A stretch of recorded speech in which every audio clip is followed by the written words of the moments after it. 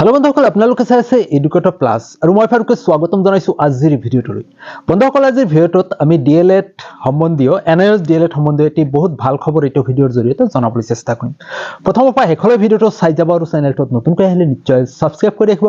কাষত থকা বেল আইকনটো অপচনত ৰাখিব কাৰণ শিক্ষামূলক চাকৰি সম্বন্ধীয় আৰু বিভিন্ন বাবদবিলাক এই চেনেলৰ জৰিয়তে আপোনালোকৰ মাজলৈ তুলি ধৰাৰ চেষ্টা কৰা হয়। তো আহক আজিৰ মূল বিষয়টোলৈ।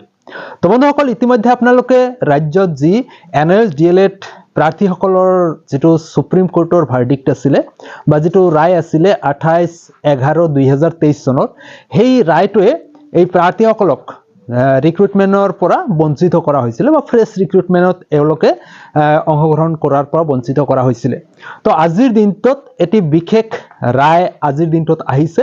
তো আজিৰ দিনটোত যেটো সুপ্ৰিম কোৰ্টৰ জাজমেন্ট হেইটোৰ ওপৰত কিছু কথা এই ভিডিঅ'ত আলোচনা কৰিম। প্ৰথম পাই গলে ভিডিঅ'টো চাই যাব আৰু ভিডিঅ'টো যিমান পাৰে বন্ধু-বান্ধৱলৈ শেয়াৰ কৰিব যাতে প্ৰতিজন এনআইএছ প্ৰাৰ্থীয়ে এই খবৰটো পাবলৈ সক্ষম হয়।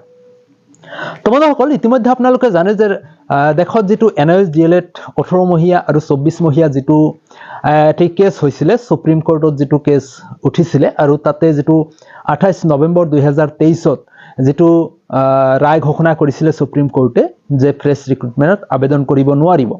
আজিৰ দিনটোত সুপ্ৰিম কোৰ্টত এই কেছটো উঠিছিল আৰু আজিৰ দিনটোৰ যেটো জাজমেন্ট এই জাজমেন্টত ইতিমধ্যে আমি কিন্তু ফাইনাল যেটো জাজমেন্টৰ কপিটো এতিয়ালৈকে ওয়েবসাইটত আপলোড হোৱা নাই। কপি আপলোড হোৱাৰ লগে লগে আপোনালোকক ডিটেইলছত কথাখিনি আলোচনা কৰিম। তথাপিও আজি যেটো ঘটনা হৈ গল সেই বিষয়ে এই ভিডিঅ'ত আলোচনা কৰিম।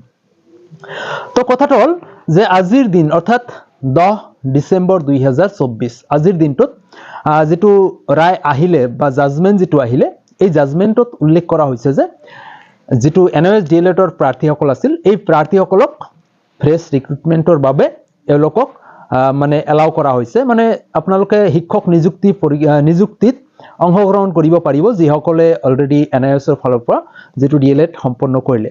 ইয়াত 18 মাহ আৰু 24 মহিয়া বুলি কোনো কথা ইয়াত বাধা হৈ থাকিব নোৱাৰে আৰু আজিৰ দিনটোত এই ডিসিশনটো আহিলে বা সুপ্ৰিম কোৰ্টে এই ৰায়টো দিলে। এটা বিশেষ কথা কৈছে যে প্ৰাৰ্থীসকল 10 আগষ্ট 2017ৰ আগতে এলোকে যিকোনো প্ৰাইভেট হওক আৰু চৰকাৰী হওক বিদ্যালয়ত এংগেজ অৰ্থাৎ এপইন্টমেন্ট হোৱা হ'ব লাগিব। তাৰমানে যিসকল প্ৰাৰ্থীয়ে এনআইএছ ডিএলএড কৰিছে তেখেতসকলৰ এপইন্টমেন্ট লেটাৰটো যদি বা জয়নিংটো যদি 10 আগষ্ট 2017ৰ আগৰ হয় তেনেহলে তেওঁলোক ভ্যালিড হ'ব। এই যেটো আজিৰ দিনটোৰ ৰায় হল এই ৰায় মতে। তো বন্ধুসকল ইয়াত এটা কথা আহিছিল যে আজিৰ দিনটো অৰ্থাৎ 10 ডিসেম্বৰৰ পৰা এই যেটো ৰায় এটো কাৰ্যকৰী কৰিব লাগে, কিন্তু সুপ্ৰিম কোৰ্টে সেই কথাটোৰ ওপৰত এনেকৈ জাজমেন্ট দিছে বা এনেকৈ কৈছে যে নহয় যেটো 28 নৱেম্বৰ 2023ত যেটো ষ্টপ কৰি দিয়া হৈছিল মানে এনআইএছৰ প্ৰাৰ্থীসকলক 28 নৱেম্বৰৰ আগত এইখিনি এলাউ আছিল আৰু 28 নৱেম্বৰ 2023ত এইখিনি মানে এলাউ কৰা নহল মানে এইখিনি ইনভ্যালিড বুলি কোৱা হল ফ্ৰেছ ৰিক্ৰুটমেন্টৰ বাবে। তো 28 নৱেম্বৰৰ আগত যেনেকুৱা আছিল বা 28 নৱেম্বৰলৈকে যেনেকুৱা পৰিস্থিতি আছিল সেই 28 নৱেম্বৰৰ পৰাই এটো গণ্য কৰা হ'ব ভ্যালিড বুলি।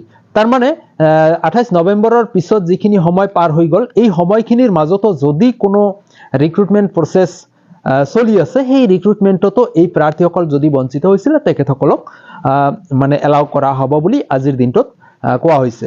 তাৰ মানে কথাটো হল যে মাজত যিখিনি সময় গল এই সময়খিনিও কিন্তু এওঁলোকে লস বুলি ধৰি লোৱা নাই। মানে এই সময়খিনিত মানে 28 নৱেম্বৰ 2023ৰ আগত যেনেকুৱা সিচুৱেশন আছিল ঠিক তেনেকুৱা ধৰণেই এওঁলোকক ভ্যালিড বুলি গণ্য কৰি দিছে।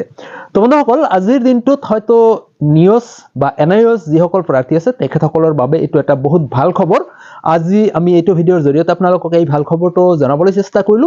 পৰৱৰ্তী সময়ত যেতিয়া আমি কোৰ্টৰ অৰ্ডাৰ কপিটো পাম লগতে আপোনালোকক ডিটেইলছত কথাখিনি আলোচনা কৰাৰ চেষ্টা কৰিম। তো আজিৰ দিনটোত এই খবৰখিনি আপোনালোকক জনালো। তো নিশ্চয়কৈ এনআইএছ ডিএলএড প্ৰাৰ্থীসকলৰ বাবে এয়া এটা বহুত ভাল খবৰ।